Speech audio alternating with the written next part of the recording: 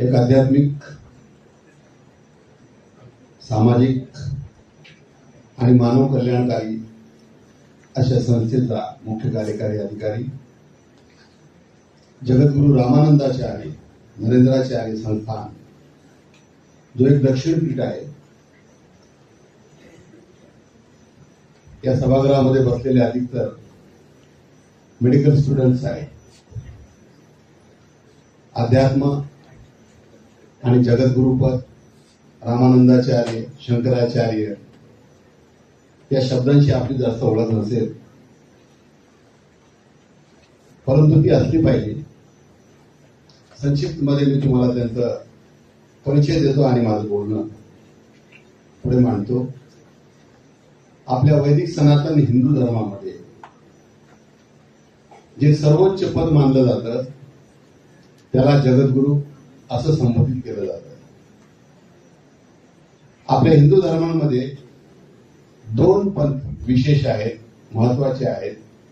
एक वैष्णव पंथ आणि एक शैव पंथ. म्हणजे एक तो पंथ जो विष्णू भगवान त्यांची पूजा करतो, अर्चना करतो, आणि दुसरा पंथ जो महादेवाची अर्चना आणि पूजा करतो. हे दोन्ही पंथ आणि या दोन्ही पंथातले सर्वोच्च स्थान जे ग्रहण करतात ते जगद्गुरु शंकराचार्य आणि जगद्गुरु रामानंदाचार्य अशा नावाने ओळखले जातात. अर्थातच हे नाव ते स्वतः लावू शकत नाही, त्याच्या मागची फार मोठी प्रक्रिया असते.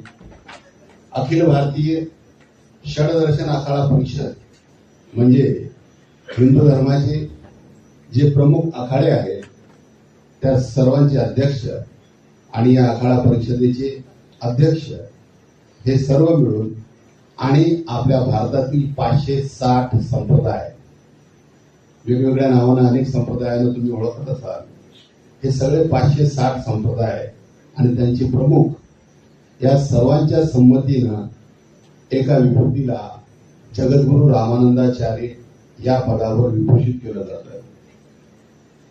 आणि महाराष्ट्राचा हा गौरव आहे की महाराष्ट्रातून, कोकण भूमीतून, नाणीज सारख्या एका छोट्या गावातून नरेंद्राचार्यजी सारख्या व्यक्तीने ती पदवी विभूषिली आहे. अध्यात्माची ही उंची गाठली आहे.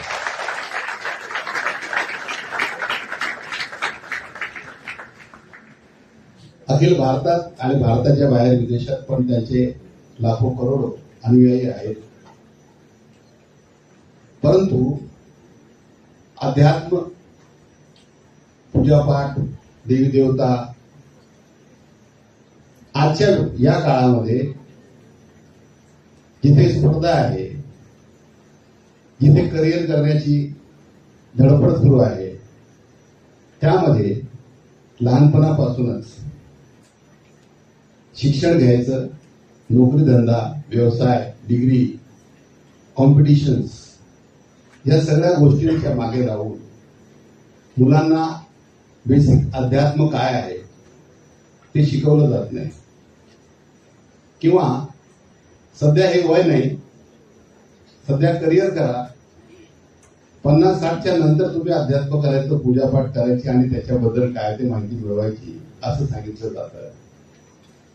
पण आज या ठिकाणी इतक्या महत्वाच्या या समारोहामध्ये मला असं सांगावंसं वाटतं की विज्ञान, करिअर हे आयुष्यासाठी जेवढा आवश्यक किंवा गरजेचं आहे तेवढंच गरजेचं अध्यात्म आहे. का तेही सांगतो. जगद्गुरु नरेंद्राचार्यजी म्हणजे आमचे जे सद्गुरू आहेत, त्यांनी 2017 मध्ये समाज कल्याणाचा विचार मनात ठेवून एक आवाहन केलं की मेडिकल कॉलेजमध्ये स्टुडंट्सला अभ्यास करण्याकरता डेड बॉडीज किंवा पार्थिव शरीर मिळत नाही. त्यांना काहीतरी एक फेक बॉडीवर शिकवलं जातं, काहीतरी प्लास्टिकचे किंवा फायबरच्या बॉडीवर. मला त्याचं डिटेल माहिती नाही, मला वाटते डॉक्टर साहेब त्याच्यावर बोलू शकतील. त्यावर अभ्यास करावा लागतो. त्यामुळे सत्कर्म म्हणून आणि पुण्य संचय म्हणून मृत्यूनंतर आपल्या परिजनांचे देह आणि स्वतःचे देह दान करा. व्यक्ती आवाहन करणारे एकच, ऐकणारे लाखो हजारो होते. एक आवाहन झाल्यानंतर फक्त 15 दिवसामध्ये 56,000च्या वर रजिस्ट्रेशन झाले बॉडी डोनेशनसाठी.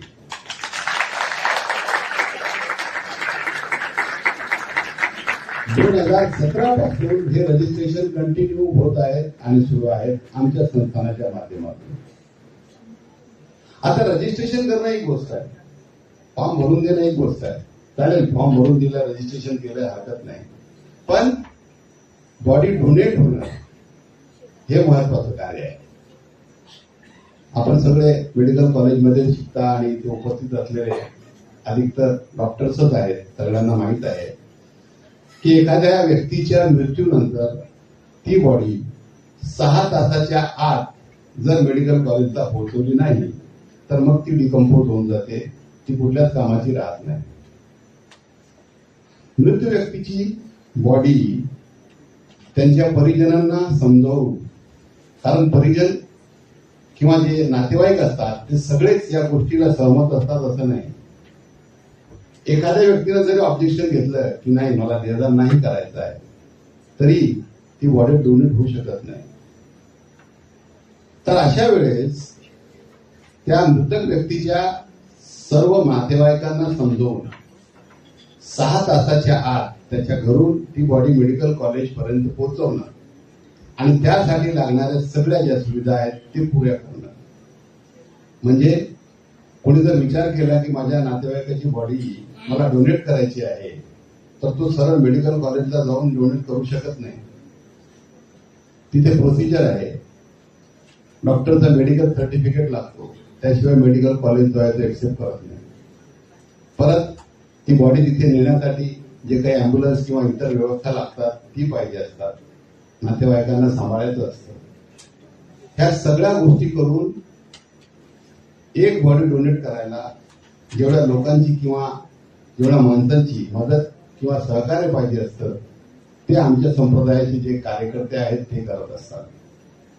मला सांगताना गर्व होतो की आमच्या संस्थानाच्या माध्यमातून आज तागायत 196 बॉडी डोनेशन आम्ही संपन्न केलेले आहे.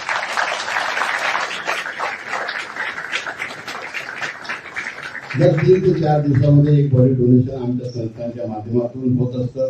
आणि महाराष्ट्राचं क्वचितच कुठलं मेडिकल कॉलेज असेल जिथे आमच्या संस्थानाच्या माध्यमातून बॉडी डोनेशन झालं नसेल. त्यासोबत मागच्या वर्षी जानेवारी 2025 मध्ये जगद्गुरु श्री नरेंद्राचार्यजींनी अवयवदानासाठी आवाहन केलं की बऱ्याचशा वेळेस असं होतंय की एखाद्या व्यक्तीची मृत्यूनंतर त्याची बॉडी डोनेट करता येत नाही. त्याला काही आजार असेल, कॅन्सर किंवा डायबिटीस सारखं, किंवा तो ऍक्सिडेंटमध्ये जर घायल झाला असेल, बॉडी जर डॅमेज असेल तर ती डोनेट करता येत नाही, कारण ती राहू शकत नाही, डिकम्पोज होते लवकर. तर मग अशा व्यक्तींनी मेल्यानंतरही सत्कर्म कसं करायचं, तर जे अवयव आहेत ते दान करू शकतो. आणि मला हेही सांगताना गर्व होतं की फक्त जानेवारी 25 म्हणजे मागच्या वर्षी जानेवारीमध्ये हे आवाहन त्यांनी केलं आणि आतापर्यंत 156 अवयवदान आम्ही संपन्न केलेले आहे.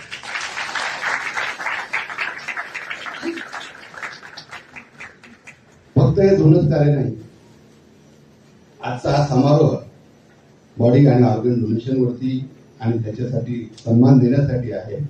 परंतु मी इथे सांगू इच्छितो की जगद्गुरु रामानंदाचार्य दक्षिणपीठ आणि जगद्गुरु रामानंदाचार्य नरेंद्राचार्यजी यांच्या प्रेरणेने असे अनेक कार्य चालतात जे समाजासाठी अशाच प्रकारे उपयोगी आहेत. लांबून बघून किंवा ऐकून ही गोष्ट कळत नसते. जोपर्यंत आपण जवळ जात नाही, जोपर्यंत आपण अभ्यास करत नाही, जोपर्यंत आपण प्रत्यक्ष भेटत नाही, तोपर्यंत ह्या गोष्टी माहीत पडत नसतात. आमच्या संस्थानाचा प्रत्येक व्यक्ती किंवा आमच्या संप्रदायाचा प्रत्येक व्यक्ती, प्रत्येक अनुयायी तो पूर्ण भारत नव्हे तर विदेशांमध्येही सेवाभावाने कार्यरत आहे. ते जगद्गुरु नरेंद्राचार्यजी यांच्या मार्गदर्शनाने. थोडक्यात आमचे काही उपक्रम सांगतो. आणि मग मी माझं जे काही बोलणं आहे ते थांबवेन. संस्थान समाजसेवा किंवा मानव कल्याण हे स्वार्थासाठी करतात किंवा करत असतील किंवा त्याच्यामध्ये त्यांचा काही व्यक्तिगत हेतू असेल किंवा संस्थेचा हेतू असेल, पण एक संत जो समाजाला फक्त देण्याचा भाव ठेवतो तो कशा प्रकारे कार्य करतो आणि त्याच्या प्रेरणेने कार्य कसे होतात ते सांगू इच्छितो. नाणीज हा फक्त एक 100 ते 150 घराचा गाव आहे. तिथून हॉस्पिटल जर पाहिजे असेल किंवा डॉक्टर चांगला पाहिजे असेल तर 24 ते 25 किलोमीटर रत्नागिरीला जावं लागतं. मार्केट किंवा मॉल पाहिजे असेल तर 100 किलोमीटर कोल्हापूरला जावं लागतं. एवढ्या रिमोट एरियामध्ये हा गाव वसलेला आहे. तो गाव नाणीज आज या विभूतीमुळे नाणीज धाम झालेला आहे. आणि त्याच नाणीज धामामध्ये सीबीएसई बोर्डाची नर्सरी ते ज्युनियर कॉलेज पर्यंतची शाळा आणि ज्युनियर कॉलेज विनामूल्य एकही रुपया फीस न घेता चालवली जाते.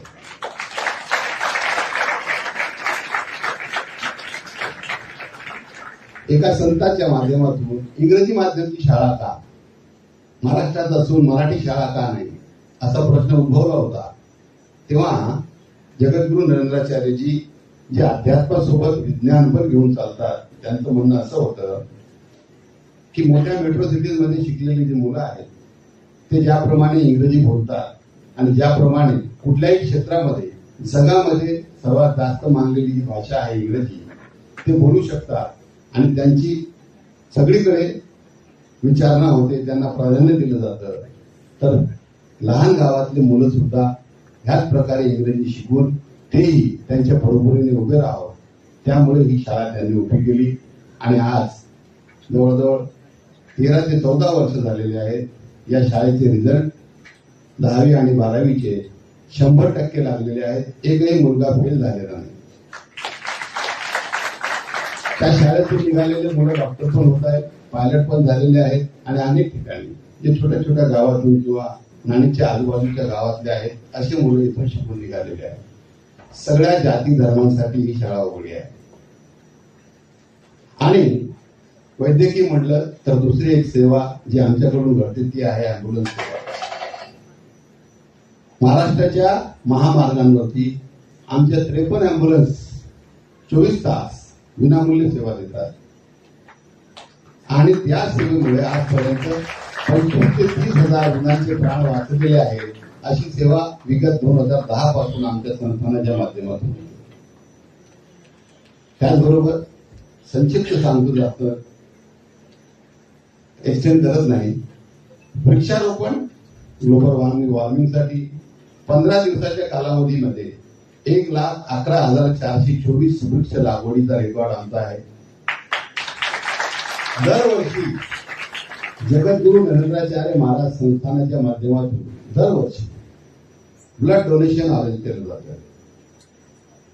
त्या 15 दिवसाच्या कॅम्पमध्ये ब्लड डोनेशनच्या महाराष्ट्र गव्हर्नमेंटच्या रक्तपेढींना आम्ही रक्त पुरवतो. मागच्या वर्षीचा आमचा रेकॉर्ड होता 1,36,000 रक्तकुपिकांचं म्हणजे बॉटलचा. यावर्षी जानेवारीमध्ये आम्ही 15 दिवसात 1,72,250 बॉटल रक्त महाराष्ट्राच्या रक्तपेढीला दिलं. आणि हे रक्त thalassaemia, blood cancer, sickle cell, kidney failure सारखे जे काही पेशंट आहेत या सगळ्यांच्या उपचारासाठी उपयोगी पडतात. तर असे जवळजवळ 41 उपक्रम या संस्थानाच्या माध्यमातून चालवले जातात. जगद्गुरू नरेंद्राचार्यजी यांच्या प्रेरणेने चालवले जातात. त्याची कुठेही ऍडव्हर्टाइजमेंट किंवा मार्केटिंग आम्ही करत नाही, परंतु जिथे गरज आहे तिथे आम्ही पोहोचतो आणि ही सेवा जनसामान्यांना पुरवतो. हेच आम्हाला आमच्या गुरूंनी शिकवलंय. फक्त एवढंच सांगेन, विज्ञान प्रगतीसाठी आवश्यक आहे हे खरं आहे, पण अध्यात्म जीवनाच्या प्रगतीसाठी गरजेचं आहे. त्यामुळे विज्ञानाबरोबर, अभ्यासबरोबर, करिअर बरोबर एक सद्गुरू जीवनात असणं गरजेचं आहे. हे आपण सगळं जर समजून घेतलं तर अवश्य आपण प्रपंच आणि परमार्थ या दोघांमध्ये सफल होऊ, सक्सेस होऊ त्याच्यात दुमत नाही. एवढं बोलून विशेष थांबतो. माझे वडील गजानन भास्कर कंदीकर यांनी 2021 साली देहदान केलं. फॉर्म भरला, प्रश्न कुठलाच नव्हता, कारण काही प्रश्न आहे, कारण त्यांनी त्यांचं आयुष्य संपूर्ण हे जवळजवळ दान ह्या स्वरूपातच घातलं. इथे देवरूपची जी मंडळी आहे ती सगळी त्यांना आप्पा म्हणून ओळखायचे आणि कुठल्याही गोष्टीत त्यांनी आयुष्यामध्ये पैसा आहे त्यांनी कधीच आपलं संपत्ती मानली नाही. सगळ्यांना जेवढं दान करता येईल, ज्या ज्या लोकांना दान करता येईल त्या लोकांना त्यांनी दान केलं. आयुष्य त्यांनी असंच काढलं आणि शेवट सुद्धा त्यांनी आपला स्वतःचा देह दान करून केला. त्यामुळे त्यांच्यासाठी कृतज्ञता व्यक्त करण्यासाठी मी दोन उभा आहे आणि त्यासाठी मला या वालावरच्या इथे बोलवलं, त्यांचा मोठा वडिलांचा सन्मान केला, त्याबद्दल मी त्या सर्वांचे अत्यंत आभारी आहे. धन्यवाद. श्री स्वामी समर्थ.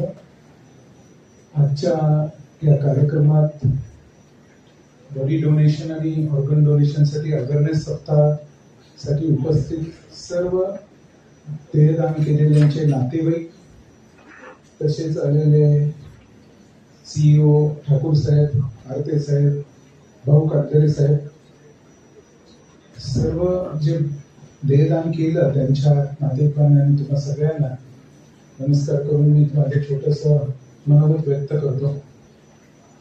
ज्यावेळी मेडिकल कॉलेज सुरू झालं 2015ला, मला आठवते की मी बॉडी आणण्यासाठी मुंबईला गेलेलो होतो आणि 2-3 दिवस वेगवेगळ्या पोलीस स्टेशनला फिरून 4 दिवस मी जवळजवळ फिरत होतो आणि 4 बॉड्या घेऊन आलो. माझं मेडिकलचं शिक्षण कराडमधून झालेलं आहे. मी कराडला फोन केला माझ्या head of the department Joshi madam होत्या की जोशी मॅडम म्हणलं 4 बॉडी मिळवायला मी 4 दिवस मुंबईत फिरत होतो सगळ्या पोलीस स्टेशनला. ह्या पद्धतीने जर मी फिरायला लागलो तर मग डॉक्टर की सोडून मला हाच उद्योग करावा लागेल. त्या म्हणले, अरे तू कशासाठी जातोस? आमच्या कराडला तुमच्या चिपळूणमधूनच भाऊ काटदरे आहेत, 100 बॉड्या त्यांनी जवळजवळ पाठवलेले आहेत गेल्या 10-15 वर्षात. आम्ही त्यावेळेला त्यांच्यापासून सुरुवात केली, त्यांना मदत केली, गुंटे मॅडमनी आम्ही ऍडव्हर्टाइजमेंट केली आणि भरपूर देहदान यायला लागलं. मला खरं विद्यार्थ्यांना सांगायचंय की तुम्ही फार चांगल्या ठिकाणी आहात की इतकी चांगली मोटिवेटेड लोक आहेत, त्यामुळे तुम्हाला देहदान केलेले ह्या बॉडी अभ्यासासाठी मिळत आहेत आणि खरंच हा चांगला उपक्रम आहे. तुम्ही सगळेजण नरेंद्र महाराजांच्या संस्थानाचे लोक असतील, भाऊ काटदरे असतील, आरते साहेब असतील, पुढची पिढी जर घडवायची जर असेल तर त्यांना हे बॉडी मिळणं फार गरजेचं आहे, तर चांगले शिकू शकतील. आणि त्याच्या पुढे जाऊन आम्ही नुसतंच विद्यार्थ्यांना अनाटॉमी विषयासाठीच नाही तर वेगवेगळ्या प्रकारचे आम्ही आंतरराष्ट्रीय लेवलचे कॅडॅव्हरिक वर्कशॉप सुरू केलेले आहेत, ज्याच्यामध्ये डॉक्टर प्रशांत मुल्यांनी बॉडी प्रिझर्व करण्यासाठी वेगवेगळ्या प्रकारचे फ्लूइड तयार केलेले आहे, केमिकल तयार केलेले आहे, ज्याचं पेटंट घेतलेलं आहे. कुठेही भारतात किंवा जगात हे वापरलं जात नाही केमिकल. जवळजवळ 4 ते 5 वर्ष त्यांनी संशोधन करून हे डेव्हलप केलेलं आहे. त्यामुळे जशी आपण शस्त्रक्रिया करत असताना जशी आपलं शरीर असतं त्याच पद्धतीचं शरीर म्हणजे ह्या बॉडीचं पद्धतीने होतं, त्याच्यामुळे त्याच्यावरती शस्त्रक्रिया करता येतात आणि आम्ही आता कंटिन्युअसली वेगवेगळ्या प्रकारच्या या शस्त्रक्रियांचं वर्कशॉप्स घ्यायला सुरुवात केलेली आहे आणि फक्त महाराष्ट्रातूनच नाही तर अख्ख्या भारतातून लोक यायला लागलेले आहेत. एका साध्या खेडेगावात, रत्नागिरी जिल्ह्यात एका खेडेगावात हे सगळं सुरू झालं. मी मनापासून तुम्ही सगळे ज्यांनी देहदान केले त्यांच्या नातेवाईकांना मनापासून धन्यवाद देतो. कारण तुमच्या हातांनी म्हणजे बॉडी दिली म्हणून हे पुढची वर्कशॉप किंवा हे डॉक्टर शिकायला लागले आणि एक चांगली पिढी घडवण्यासाठी तुमचा फार मोठा योगदान आहे आणि फार मोठा त्याच्यामध्ये तुमचा सपोर्ट आहे. त्याबद्दल मनापासून धन्यवाद. वालावलकर हॉस्पिटल 1996 साली सुरू झालं. मेडिकल कॉलेज 2015ला सुरू झालं. हे गुरु दत्तात्रयांची परंपरा आहे. अक्कलकोट स्वामींची ही परंपरा इथे आहे. अक्कलकोट स्वामींचे शिष्य बिडकर महाराज, त्यांचे शिष्य बाबा महाराज आणि ज्यांच्या नावे हा ट्रस्ट आहे श्री विठ्ठलराव गणेश जोशी, ज्यांनी 1942 साली इथे येऊन काम करायला सुरुवात केली. मनात आणलं असतं तर त्यांनी मुंबई पुणे कुठेही काम केलं असतं, पण खेडेगावातल्या लोकांना एक चांगल्या आंतरराष्ट्रीय दर्जाच्या सेवा मिळाव्यात ह्या उद्देशाने हा ट्रस्टने काम सुरू केलं. त्याच्या ट्रस्टचे ऑब्जेक्टिव्ह हे आहेत health for all, education for all आणि एम्पॉवरमेंट फॉर ऑल. आणि त्याच्या रूपातून ही सगळी वेगवेगळी हेल्थ फॅसिलिटीज म्हणा किंवा एज्युकेशन फॅसिलिटीज, रिसर्च फॅसिलिटीज ह्या सगळ्या सुरू झालेल्या आहेत. हॉस्पिटलचं सांगायचं वैशिष्ट्य तर तिन्ही जिल्ह्यातून पेशंट्स येतात. फुल टाइम सगळे सुपर स्पेशालिटी पासून डॉक्टर्स आहेत, कार्डिओलॉजिस्ट आहेत, गॅस्ट्रोएंटरोलॉजिस्ट आहेत, न्यूरो सर्जन्स आहेत, ऑन्को सर्जन्स आहेत, ऑन्कोलॉजिस्ट आहेत. वैशिष्ट्य म्हणजे कोणताही पेशंट आला तर ओपीडी पेपर फी फक्त 30 रुपये आहे. तुम्ही कार्डिओलॉजिस्टला दाखवू शकता, न्यूरो सर्जनला दाखवू शकता. हे कमर्शियल असलेलं हॉस्पिटल नाही, सेवाभावी वृत्तीने चाललेलं हॉस्पिटल आहे. वेगवेगळ्या प्रकारच्या योजना आहेत, महात्मा फुले योजना आहे, कुरकुरे आहे. त्याच्यामुळे बऱ्याच ज्या सिटीमध्ये 5-5, 10-10 लाखाचा खर्च येतो त्या सगळ्या उपचार पद्धती, कॅन्सर शस्त्रक्रिया असतील, किमोथेरपी असेल, रेडिओथेरपी असेल किंवा न्यूरोसर्जरीज असेल, या सगळ्या ह्या महात्मा फुले योजनेतून मोफत होतात. त्यात जर बसत नसेल तर हॉस्पिटलच्या योजनेतून होत असतात. इतकंच नाही तर ह्या योजनेमध्ये बसण्यासाठी पहिल्यांदा तुम्हाला तपासणी करावी लागते, ज्याचा खर्च 25-30 हजार रुपये होतो. कॅन्सर सदृश पेशंट असेल तर पेशंटला MRI, CT, पेट स्कॅन ह्या गोष्टी कराव्या लागतात. त्यामध्येही 25-30 हजार रुपये खर्च होतो. तोही खर्च रुग्णाला पडू नये म्हणून हॉस्पिटलनी कुरकुरी योजनेद्वारे त्याही टेस्ट सगळ्या मोफत होतात. आताच भाऊ गडकरींनी सांगितले की बरेचसे आय डोनेशन्स किंवा हे सगळेच केले जोशींच्या बरोबर. मी सहज गुगलला चेक केलं की किती लोक ब्लाइंडनेस आहेत कॉर्नियामुळे. ब्लाइंडनेस म्हणजे अंधत्व बऱ्याच कारणामुळे, कॅटरॅक्टमुळे आहे, पटलामुळे आहे, कॉर्नियल ब्लाइंडनेस आहे. जवळजवळ 1.2 to 1.5 मिलियन लोक भारतात कॉर्नियल ब्लाइंडनेसमुळे आहेत आणि प्रत्येक वर्षी 25,000 ते 50,000 लोक कॉर्नियल ब्लाइंडनेसमुळे नवीन निर्माण व्हायला लागले. खरं तुमच्यासारख्या सगळ्यांच्या मदतीनं आपण प्रयत्न करायला पाहिजे की ही संख्या कमी झाली पाहिजे आणि जास्तीत जास्त त्याचा समाजाला फायदा व्हावा. मला वाटतं वालावकर रुग्णालय, तुमचे सगळे देहदान करण्याचे नातेवाईक, या सगळ्या संस्था, ह्याच्यातून आपण एक चांगला सामाजिक उपक्रम करू. एक चांगल्या पुढची पिढी हेल्थ अवेअरनेस, हेल्थ सेशन्स उपलब्ध केलेले आहेत. एक चांगला प्लॅटफॉर्म झालेला आहे आणि त्याचा सगळ्यांनी जास्तीत जास्त लाभ घ्यावा असं मला वाटतं. की खरी संकल्पना हे गुरुटे मॅडम, डॉक्टर भिसे आणि डॉक्टर प्रशांतची होती की ते म्हणजे आपण सगळ्यांना बोलावूया, ज्यांनी ज्यांनी ध्येयदान केले, आपण कृतज्ञता त्यांच्याविषयी हे सन्मान म्हणून करूया. खरं ही अतिशय चांगली, ज्यावेळी सुरुवात झाली त्यावेळी असं वाटलं की किती लोक येतील, कसे येतील, एवढे सगळे आले. आमच्या रुग्णालयातर्फे, आमच्या सगळ्या स्टाफ फॅकल्टीतर्फे, आमच्या विद्यार्थी वर्गातर्फे तुम्हाला सर्वांचे आभार मानतो. अतिशय चांगलं तुम्ही काम केलेलं. थँक्यू. सर्व भावी डॉक्टर, विद्यार्थी मित्र आणि सर्व ज्येष्ठ नागरिक, माझ्या वडिलांनी मृत्यूपूर्वी 4-5 वर्ष आधी मला देहदान करायचे हा घोषा घरात लावला आणि तशा पद्धतीने मग आम्ही लिखित स्वरूपामध्ये साक्षीदार घेऊन त्या देहदानावरती शिक्कामोर्तब केलं त्यांच्या मृत्यूपूर्वी. अशा पद्धतीने शिक्कामोर्तब जर केलं तर कोणती अडचण येणार नाही. हे सगळ्या नातेवाईकांची, जवळच्या नातेवाईकांची सही लागते. दोन्ही बहिणी असतील, भाऊ असतील, त्या सगळ्यांच्या सह्या लागतात. संमतीपत्र घ्यायला लागतं आणि मग सगळ्या गोष्टी सुकर होतात. हे सांगण्यासाठी फक्त मी इथे आता आलो. म्हणजे ही मानसिक तयारी घरामध्ये नसतेच मुळी.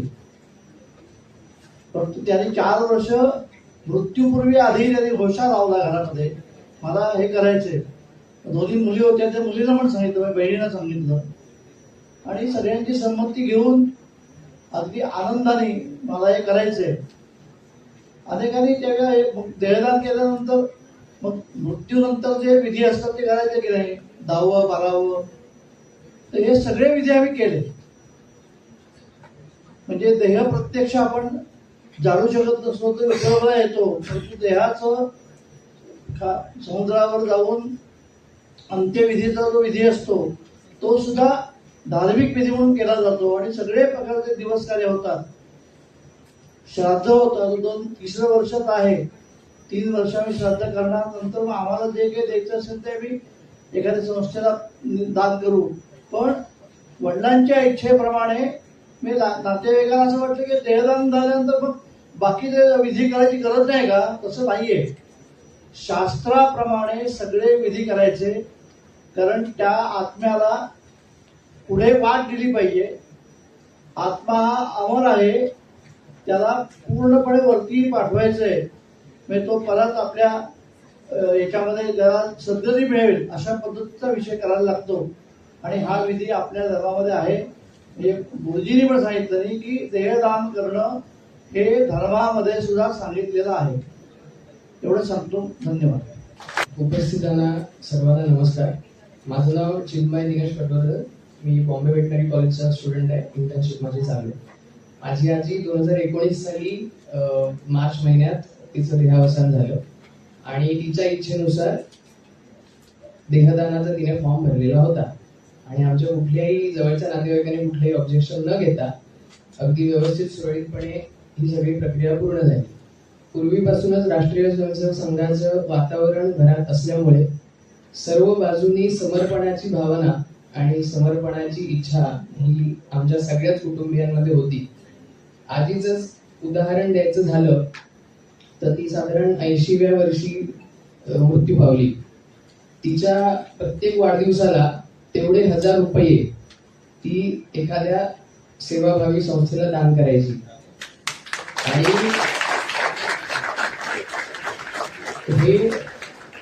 हा जो पायंडा होता हा तिचे पती कैलासवासी अनंत विनायक पटवर्धन, तिचे मुंबईत रिझर्व्ह बँक मध्ये नोकरीला होते. ती आजी स्वतः BMC ची टीचर होती. दोघेही पेन्शनर होते.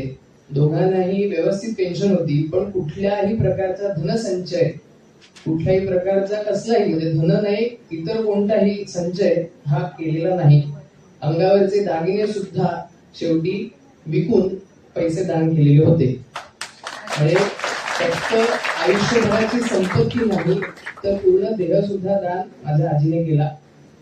ती माझ्या वडिलांची काकू होती, माझी सख्खी आजी नाही, पण तिला कोणी अपत्य नसल्यामुळे तिचे पुढचे वारसदार म्हणून आम्हीच तिचं सगळं प्रोसीड केलेलं होतं. ॲज अ वेटनरी स्टुडंट एक मेडिकल फील्ड मधलाच माणूस मी असल्यामुळे कुठल्याही देहाची किंवा कुठल्याही अशा कॅडेवरची जी किंमत आहे ती जी एका डिसेक्शन आणि त्याच्या अभ्यासासाठी लागते ह्याची मला कल्पना आहे. त्याच्यामुळे हे दान किती श्रेष्ठ आहे हे आपण सगळ्यांना माहितीच आहे. त्याच्यामुळे याच्याबद्दल जास्तीत जास्त जनजागृती आपण करूया आणि जास्तीत जास्त लोकांना याच्यात सहभागी होण्याला प्रोत्साहित करूया. धन्यवाद. वालावलकर हॉस्पिटलचे शिक्षक, प्रोफेसर, या ठिकाणी स्वयंपूर्तता फाउंडेशनचे पदाधिकारी, नरेंद्र महाराज मठाचे पदाधिकारी, ठाकूर सर आणि सह्याद्री पाटणरे जे आमचे मार्गदर्शक म्हणून आहेत, या ठिकाणी उपस्थित सर्व मान्यवर, विद्यार्थी मित्र मैत्रिणींनो, सगळ्यांनी 100 वर्ष जगूया अशा मी तुम्हाला शुभेच्छा देतो. पण 100 वर्षानंतर मृत्यू अटळ असल्यामुळे जिवंतपणी किती सामाजिक काम करायला वेळ मिळाला असेल इच्छा असूनही मला सांगता येत नाही. कारण शिक्षण आहे, नोकरी आहे, लग्न आहे, मुलांचं शिक्षण आहे, त्याच्यातनं वेळ मिळेलच असं नाही किंवा हातातनं सामाजिक काम होईलच असं नाही. परंतु मृत्यूनंतर जर 100% सामाजिक काम हातातून घडावं असं वाटत असेल तर अवयवदान, देहदान ह्या गोष्टी आपण आपल्यापासून सुरुवात करावी अशी मी आपल्याला मनापासूनची विनंती करेन. ह्या वालावलकर ट्रस्टचे हॉस्पिटलचे मी मनापासून आभार मानतो, अभिनंदन करतो की त्यांनी खूप चांगल्या पद्धतीने एकतर आमच्या रत्नागिरी जिल्ह्याला पहिलं मेडिकल कॉलेज 12 वर्षापूर्वी नाही त्याहीपेक्षा जास्त कालावधी त्यांनी दिलेला आहे. आणि देवरुखशी खूप चांगलं नातं आहे त्यांचं. याचं कारण मेडिकल कॉलेजला जेवढे फॉर्म भरले गेलेत ना, म्हणजे नाणीचे हजारो फॉर्म मागच्या महाराष्ट्रात आहेत, पण काहीशे फॉर्म जे डेरवण हॉस्पिटलमध्ये ह्या भरले गेलेले आहेत त्यातले निम्मे फॉर्म फक्त देवरुख गावातनं भरले गेलेले आहेत. हा रेकॉर्ड आहे. आणि आजपर्यंत देवरुखातून नावेकर 15 बॉडीज, म्हणजे पहिलं विजय नारकरांची मातृमंदिरचे जे होते त्यांची पहिली बॉडी, असे 15 बॉडीज देवरुखातून या ठिकाणी आलेल्या आहेत. खरं सांगायचं ना तर सावर्ड्याचा जेव्हा बाजार असेल ना, साप्ताहिक बाजार, तेव्हा सगळ्या मेडिकल कॉलेजच्या स्टुडंटना डोळ्याला पट्टी बांधायची काळी, दिसणार नाही अशी खात्री करून, आणि सोडायचे बाजारात आणि सांगायचं या फिरून. ते आल्यानंतर त्यांच्या लक्षात येईल की डोळ्याचं महत्व काय आहे, आणि ते आल्यानंतर स्वतःचाच पहिला फॉर्म भरतील आणि इतरांचे फॉर्म भरायला लागतील. मी या हॉस्पिटलचं मनापासून अभिनंदन करतो, कारण नुकतंच त्यांना आय बँकचा काहीतरी गव्हर्नमेंटकडनं मान्यता मिळाली, आणि ही मान्यता मिळाल्यानंतर ते थांबले नाहीत. त्यांनी अनेक डोळे दान करणाऱ्या लोकांचे फॉर्म भरून घेतले, आणि आश्चर्याची गोष्ट आहे की यशस्वी काय ते नेत्ररोपण या हॉस्पिटलने आता केलेलं आहे. आणि जो व्यक्ती आयुष्यभर आंधळी म्हणून वावरत होती त्या व्यक्तीला डोळा देण्याचं, म्हणजे दृष्टी देण्याचं काम, म्हणजे त्या व्यक्तीला काय आनंद झाला असेल. आपण बघितलं की काही माहिती डोळ्याने काही दिसत नाही अशा व्यक्तीला देरवड हॉस्पिटलच्या माध्यमातून डोळा मिळालेला आहे, आणि ती व्यक्ती आज अंध राहिलेली नसून, म्हणजे खोटे अंध आपल्याला अनेक बघायला मिळतील, आता तुकाराम मुंडेंची बदली झाली, पण 100% ज्याच्याकडं आंधळा म्हणून सर्टिफिकेट आहे तो माझ्या देवरुखात 2 व्हीलरवरनं फिरतो, मोटरसायकलवरनं, असेही आहे. पण जी व्यक्ती खरोखर आंधळी होती त्या व्यक्तीला डोळा देण्याचं काम या हॉस्पिटलनी केलेलं आहे. श्रीलंकेसारखा छोटासा देश आहे भारताच्या पायाजवळ, अख्ख्या जगाला डोळे पुरवण्याचं काम जर कुठला देश करत असेल तर त्या देशाचं नाव श्रीलंका आहे. माझ्या भारतामध्ये 75 लाख लोक दरवर्षी सर्वसाधारणपणे मृत्युमुखी पडतात 140 कोटी पैकी, आणि त्यांचे 1,50,00,000 डोळे एकतर आपण जाळतो किंवा पुरतो, वेगवेगळ्या धर्माप्रमाणे काही केलं जात असेल, परंतु ते वाया घालवण्याचं काम आपण करतो. याचं कारण भारतातलं नेत्रदानाचं प्रमाण 1% पण पुरेसं नाहीये, देहदानाचं त्याच्यापेक्षा कमी आहे. आणि मग मला असं वाटतं, मॅडम जरा पाणी द्या, मला असं वाटतं की भविष्यामध्ये हे दान हा शब्द त्यातला काढून टाकला तर, ठाकूर सर, मृत शरीर ही राष्ट्रीय संपत्ती जाहीर करा अशी मागणी करणारा पहिला माणूस मी आहे, म्हणजे अधिकृत मागणी करणारा. आईच्या पोटात बाळ असल्यापासून त्याच्यावर, म्हणजे आईला पौष्टिक आहार खुराक देण्याचं कामही, पण बाटली ठेवली तिथं तरी चालले, मला वाटलं त्या प्यायला घेतली ती काय. आईच्या पोटात बाळ असल्यापासून आईला खुराक देण्याचं काम सरकार करत आहे. मग ते बाळंतपण असेल, लसीकरण असेल, त्याच्यावर एवढा खर्च केला जातो, आणि मग मृत्यूनंतर राष्ट्रीय संपत्ती जाहीर केली तर रडूया, आपल्याला ही आत्मीयता असते. पण मग अँब्युलन्स जवळ रडलो तर, आणि त्यामुळे जवळजवळ, म्हणजे डॉक्टर संतोष कुमार मस्के आमच्याकडे, कोण संतोष कुमार भिसे 4 दिवसापूर्वी आमच्याकडे आले होते, आणि त्यांनी सांगितलं अण्णाबाबाचा थोडासा फरक झाला असेल, 83 प्रकारचे अवयव 6 तासामध्ये जर बॉडी हॉस्पिटलला आली तर कशा पद्धतीने उपयोगात आणले जातात. 83 प्रकारचे अवयव जर लोकांना उपयोग पडून अनेकांचे प्राण जर वाचणार असतील तर मग ज्या गैरसमज आहेत, काही श्रद्धा असतील की या वर्षी या जन्मामध्ये डोळे दान केले तर पुढचा जन्म आंधळ्याचा मिळेल वगैरे वगैरे, असे जे गैरसमज आहेत ते कसे दूर होतील याचाही प्रयत्न करणं फार आवश्यक आहे. निश्चितपणे जर, म्हणजे डोळा दान याचा अर्थ काही डोळा काढला जात नाही, त्याचा डॉक्टर सांगतील की कॉर्निया फक्त काढला जातो, आणि मग तो कॉर्निया 2 जणांना दिला जातो. मग मृत्यूनंतर जर 2 जणांना आपल्या डोळ्यांनी जग बघता येणार असेल तर डोळे दान मृत्यूनंतर द्यायला जात आहे काय. 2050 सालची एक संकल्पना सांगतो आणि थांबतो, 2050 सालची, कारण मग काय ठाकूर सर पण अचानक अंगावर येतात, रागवतात, अनेक गोष्टी होतात. 2050 साठीची 2026 सांगतो. माझ्या गावामध्ये एक स्मशान उभं करायचं असेल तर लाखो रुपये खर्च येतो, त्याला जागा उपलब्ध करावी लागते, त्याच्यावर शेड उपलब्ध करावी लागते. एका बाजूला 1,11,000 झाडं नरेंद्र महाराज ट्रस्ट लावतो, आणि 30 झाडं माणसाला जाळण्यासाठी तोडावी लागतात, कारण त्याला अंत्यसंस्कार करायचे असतात.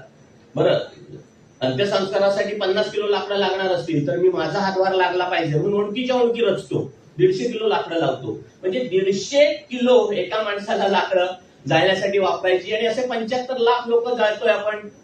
पण त्याच्यासाठी त्या प्रमाणात लाकडं उपलब्ध करण्यासाठी लाकडं झाडं तोडावी लागतात, तिथं स्मशान शेड बांधावी लागते, त्याच्या शेजारी लाकडं ठेवायला एक शेड उभी करावी लागते, खोली जाते, ते लोक चोरून घेतात लाकडं. तिथं जाण्यासाठी अप्रोच रोड पाहिजे असतो, त्याच्यासाठी लाखो रुपये खर्च येतात. हे मी एका गावाचं सांगतोय. मग अशी महाराष्ट्रात, अशी भारतामध्ये किती खेडी आहेत, किती गाव आहेत की त्या गावांमध्ये असे अब्जावधी रुपये स्मशानांवर खर्च केले जात आहेत.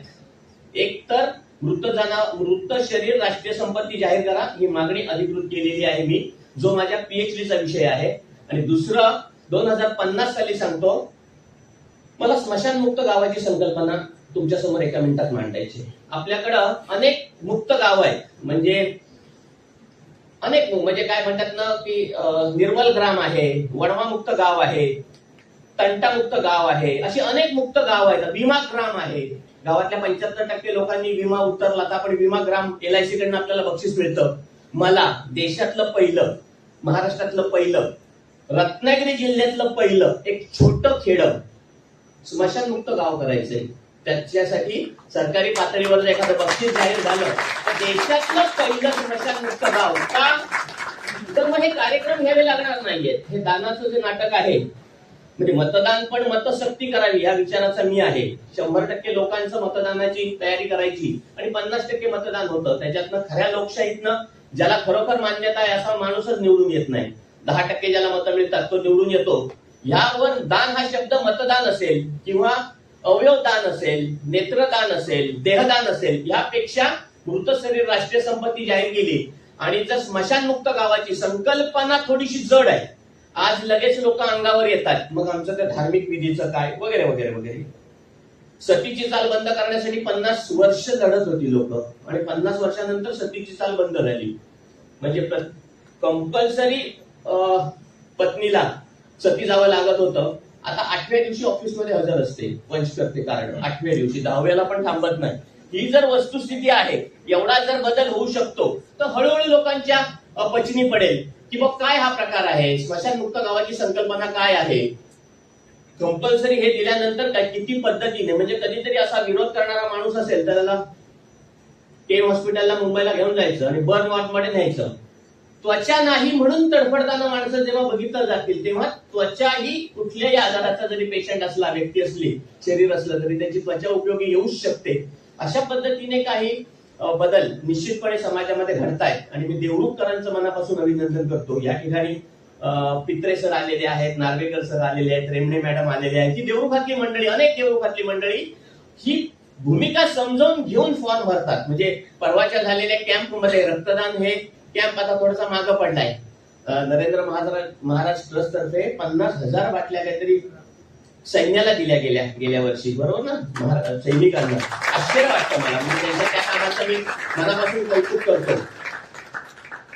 41 प्रकारचे उपक्रम नरेंद्र महाराज ट्रस्ट चालवतं, ज्याच्यामध्ये अँब्युलन्स सेवा ही एक्सलंट अँब्युलन्स सेवा महाराष्ट्रातल्या सर्वे हायवेवर 53 अँब्युलन्सच्या माध्यमातून 24 तास 25-30 हजार लोकांचे प्राण वाचवण्याचं हे काम खूप मोठं आहे. म्हणजे महाराजांचं तरुण पण मला माहिती आहे, ठाकूर सर आमच्या संगमेश्वर तालुक्यात सरकारी नोकरीत असलेले हे व्यक्तिमत्व, माझे त्यांचे खूप चांगले रिलेशन आहेत. त्यांनी त्याच्यातून काय घडलं जाऊ शकतं, सरकारी नोकरी सोडल्यानंतर, डबल अंडरलाईन सोडल्यानंतर ज्या पद्धतीचं सामाजिक काम ट्रस्टच्या माध्यमातून त्यांनी उभं केलेलं आहे, कमाल करावी वाटते मला. भाऊ काटकर यांचं जे काम आहे, सह्याद्री काय बोलत सर, सह्याद्री निसर्ग मंचाच्या माध्यमातून, म्हणजे लोकांच्या लक्षात येणार नाहीत ओ ते कुठला तो पक्षी, हॉर्नबिल नाही, गिधाड असेल, हॉर्नबिल असेल, काहीतरी जंगली कुत्र्यांसंदर्भातलं मध्यंतरी काम तुम्ही केलं होतं, बरोबर ना. नाही, जंगली कुत्रे पण, या प्राण्यांचं वाचवण्यासाठी सह्याद्री निसर्ग मित्र ज्या पद्धतीचं काम करताय, या दोन्ही संस्थांचं मी मनापासून अभिनंदन करतो. आणि त्याच्यात नुकतीच स्थापन झालेली स्वयंपूर्णता फाउंडेशन, रत्नागिरी असं तिचं नाव आहे, पण हेड ऑफिस तिचं देवरुखमध्ये आहे. सिंधुदुर्गातल्या एक मॅडम येऊन त्यांनी ती संस्था स्थापन केलेली आहे. रत्नागिरीतलं कामकाज करायचंय म्हणून त्या संस्थेचा सेक्रेटरी म्हणून मी काम करतो. पण गेले 2 वर्षाच्या कालावधीमध्ये अनेक जिल्ह्यामध्ये रक्तदानाचे उपक्रम असतील, देहदानाचे उपक्रम असतील, अवयवदानाचे उपक्रम असतील, हे स्वयंपूर्णता फाउंडेशनने राबवलेले आहेत. आणि खऱ्या अर्थाने जगतानाही कशा चांगल्या पद्धतीने जगावं आणि मेल्यानंतरही कीर्ती रूपे नव्हे पण अवयव रूपी लोकांमध्ये यावं यासाठी स्वयंपूर्तता फाउंडेशन खूप चांगल्या पद्धतीने काम करत आहे. डेरवण हॉस्पिटलचं खूप चांगलं सहकार्य ह्या कामामध्ये मिळत असतं. म्हणजे कुठलाही आरोग्यविषयक कॅम्प घ्यायचा म्हणलं तर डेरवण हॉस्पिटलची कॉन्टॅक्ट केल्यानंतर त्या हॉस्पिटलचे सर्व माणसं खूप चांगल्या पद्धतीने येतात, खूप चांगलं मार्गदर्शन करतात. एखाद्या कॅम्पच्या वेळी एखादी गोष्ट कमी असेल, एखादा फॉर्म कमी बसला म्हणून घेतला गेला म्हणून काय ते रागावत नाहीत, पण अतिशय चांगली सेवा डेरवण हॉस्पिटलचे सर्वच. बुर्टे मॅडमचं तर कौतुक करावं तेवढं थोडं आहे, कारण एक जरी फॉर्म आणून दिला तरी त्याचं प्रोसेस करून ते कार्ड त्या व्यक्तीपर्यंत पोहोचवण्याचं काम या ठिकाणाहून होत असतं. मी आपल्याला मनापासूनची विनंती करेन की मग नरेंद्र महाराष्ट्र असेल, निसर्ग मित्र, सह्याद्री निसर्ग मित्र असेल, स्वयंपूर्तता फाउंडेशन, ह्या काही संस्था या विषयावर काम करतायत. पण मेडिकल कॉलेजची जी खास करून स्टुडंट आहेत, जे उद्याचे डॉक्टर आहेत, त्यांनी हा स्वतःपासून म्हणजे लोकांसांगे ब्रह्मज्ञान नव्हे, स्वतःपासून समजून आपलं अवयवदानाचं असेल, नेत्रदानाचं असेल, देहदानाचं असेल, एका रक्तदानामुळे मला वाटतं डॉक्टर सांगतील की 4 जणांचे प्राण जर वाचणार असतील वेगवेगळ्या प्लेट्स पासून आणि सगळ्यापासून सेपरेशन करून, तर मला असं वाटतं की ती कमतरता रत्नागिरी जिल्ह्यामध्ये महाराष्ट्रात कमतरता पडणार नाही. याचं कारण नरेंद्र महाराष्ट्र ट्रस्ट. मी आता त्यांच्या गुहागरून आलेल्या तायडेंना का तावडेंना विचारलं काय हो कितीसा विस्तार झालाय, तर म्हणले का देशात 12 ठिकाणी या पद्धतीचं काम केलं जातं. महाराष्ट्रात 5-6 ठिकाणी काम केलं जातं. गोव्यापासून महाराष्ट्राबाहेर खूप चांगल्या पद्धतीचं काम केलं जात असतं. ह्या संस्था एकत्र मिळून आणखीन काही करता येईल. म्हणजे मी भाऊ कांडाऱ्यांना पण विनंती करेन की काय नरेंद्र महाराष्ट्र ट्रस्ट तेवढं करतंय, स्वयंपूर्तता फाउंडेशन काय करताय, आणखीन एकत्र मिळून काय करता येईल. एक जण आपण करतोच आहोत.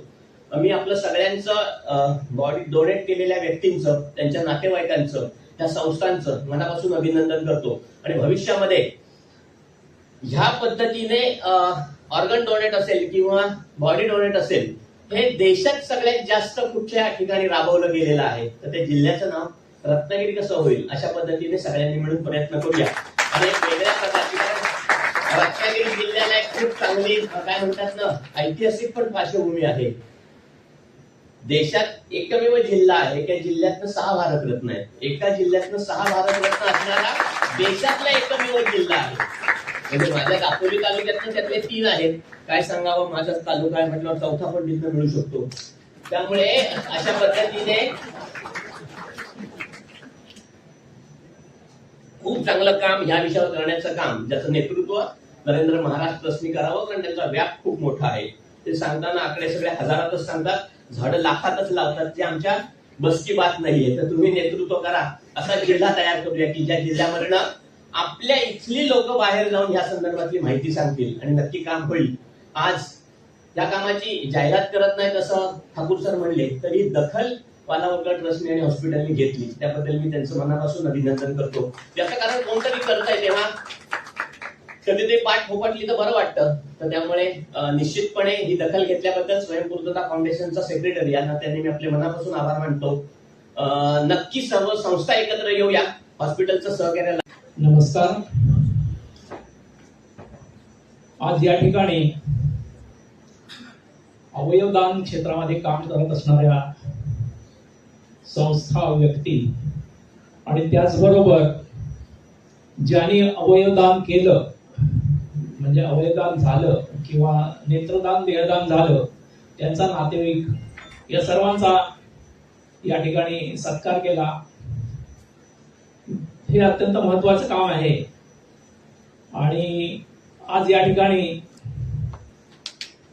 आमचा सत्कार केला, बाकी सगळ्यांचा सत्कार केला, याबद्दल वालावलकर हॉस्पिटलचे मी या ठिकाणी प्रथम आभार मानतो.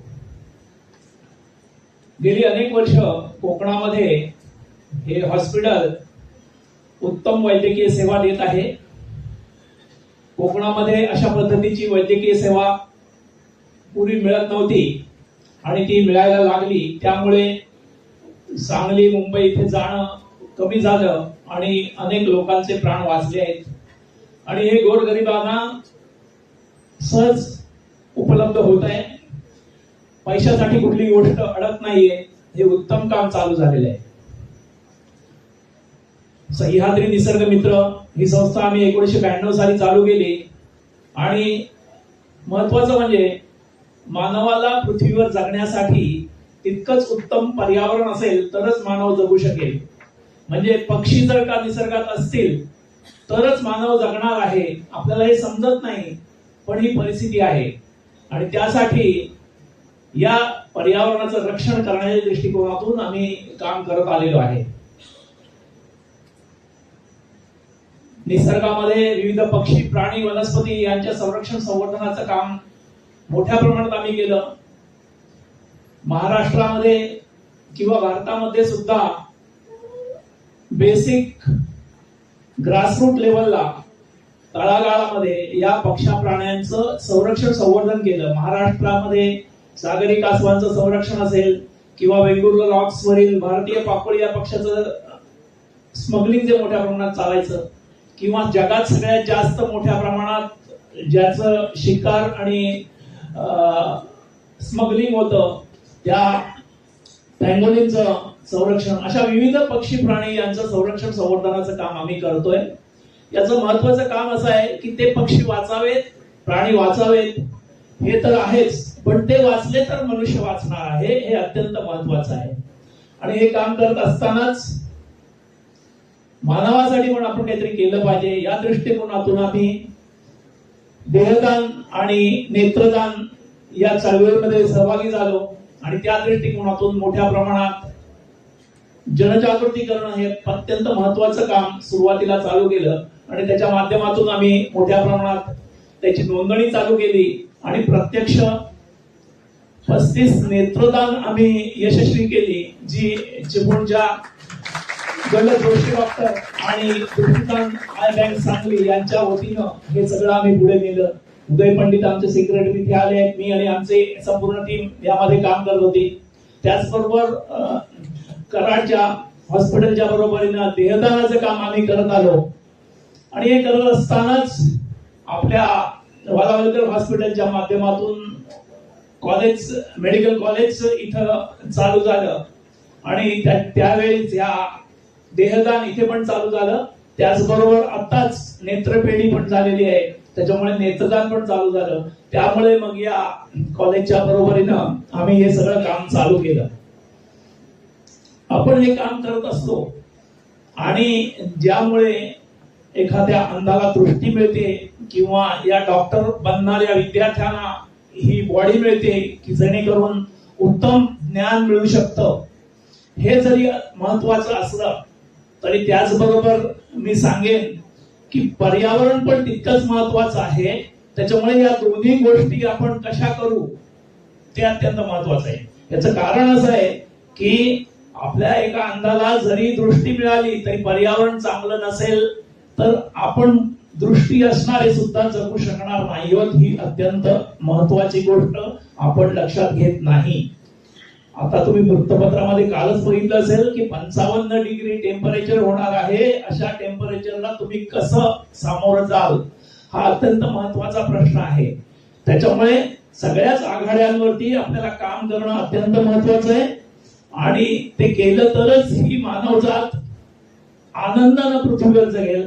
आमचे एक सर आहेत, ते आम्हाला म्हणतात की आनंदानं जगणं हे सोडा, नुसतं जगणं सुद्धा हे अत्यंत महत्वाचं आहे आणि ते पर्यावरण असेल तरच होईल. जनजागृतीच्या संदर्भात आपण म्हणतो की अनेक वृद्ध लोक हे नेत्रदान, देहदान करतात, पण अनेक वेळा असं होतं की त्याचे जे नातेवाईक आहेत, माझा मृत्यू झाल्यानंतर माझ्या नातेवाईकांना जर का ठरवलं तरच ते देहदान किंवा नेत्रदान होतं.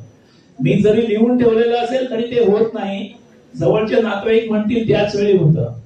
आणि आतापर्यंत असा आम्ही अनुभव घेतलेला आहे की मृत्यूपूर्वी त्यांनी फॉर्म भरून ठेवलेले आहेत, परंतु त्यांचे जवळचे नातेवाईक म्हणतात आम्ही इथं आहोत, आम्ही काय मेलोय काय, आम्ही नाहीत का, नेत्रदान नाही करायचं, देहदान नाही करायचं, अशा पद्धतीनं पुढे गोष्टी जातात. तर यासाठी मला वाटतं आपण मोठं काम करणं गरजेचं आहे आणि ते केल्याशिवाय मोठ्या प्रमाणात हे नेत्रदान, देहदान जर का झालं नाही तर योग्य प्रकारे आपले जे अंध लोक आहेत किंवा जे मोठ्या प्रमाणात यादी आहे की ज्याच्यासाठी या अवयवदानाची गरज आहे ती पूर्ण होणार नाही असं मला वाटतं. आमचे जे गल जोशी डॉक्टर आहेत त्यांच्याकडे एक त्यांचे मित्रच आले आणि त्यांनी सांगितलं की मी नेत्रदानाचा फॉर्म भरलाय, परंतु माझी मुलं आहेत ती काय ते करू देतील असं मला वाटत नाही, तर त्याच्यासाठी काय करता येईल मला सांगा. तर त्यांनी सांगितलं गोष्ट अशी आहे की मृत्यू माझा झाल्यानंतर जवळचे नातेवाईक जे म्हणतील तेच होणार आहे, त्याच्यामुळे आपण तसं काही करू शकत नाही. पण एक गोष्ट करा, तुम्ही तुमच्या हॉलमध्ये भिंतीवरती मोठ्या अक्षरात लिहून ठेवा, माझं नेत्रदान झालं नाही तर माझ्या मृत्यूला शांतीच मिळणार नाही. गमतीचा भाग यातला सोडा, पण ही परिस्थिती आहे, तर ती बदलण्यासाठी आपण मोठ्या प्रमाणात जनजागृती करणं हे अत्यंत महत्वाचं गोष्ट आहे. आणि आता जसे आमचे मित्र यांनी सांगितलं आरते सरांनी की हे सगळं किंवा नरेंद्र महाराजांच्या वतीनं हे सगळं पुढे जात आहे, पण एवढं सगळं करूनही आता खूप कमी संख्या आहे नेत्रदानाच्या संदर्भातली सुद्धा, देहदानाच्या संदर्भातली सुद्धा. राष्ट्रीय पातळीवरती दरवर्षी लाखामध्ये हे नेत्रदानासाठी यादी शिल्लक राहते आणि ही कमी करण्याच्या दृष्टिकोनातून आपण जेवढं अधिक जागृती करू, म्हणजे 100% हे फॉर्म भरलेलं नेत्रदान किंवा देहदान होईल, असं ज्यावेळी होईल त्याच वेळी त्याच्यामध्ये यश येईल असं मला वाटतंय. आता या ठिकाणी मोठ्या प्रमाणात आपण मेडिकल स्टुडंट आहात, पुढे जाऊन आपण डॉक्टर व्हाल, पण त्याच वेळी तुम्हाला हे लक्षात ठेवायला पाहिजे की हा आपल्या लोकांनी देहदान केल्यामुळे उत्तम प्रकारचं ज्ञान तुम्ही मिळवू शकणार आहात. त्याच्यामुळे याप्रती तुम्ही कृतज्ञता ठेवून हे पुढे कसं जाईल आपण पण त्याच्यामध्ये अधिक मोठ्या प्रमाणात जनजागृती आणि हे अधिक यशस्वी कसं होईल हे पाहण्यासाठी प्रयत्न केला पाहिजे. पुन्हा एकदा मी या ठिकाणी सांगतो की आम्ही जे काही छोटं काम करत आलो त्याचा या ठिकाणी सत्कार केला, त्याबद्दल वैद्यकीय महाविद्यालयाचं मी या ठिकाणी आभार मानतो. आणि त्याचबरोबर पुढे जाऊन आमच्या परीनं आम्हाला जे जे शक्य होईल ते आम्ही करत राहू. धन्यवाद.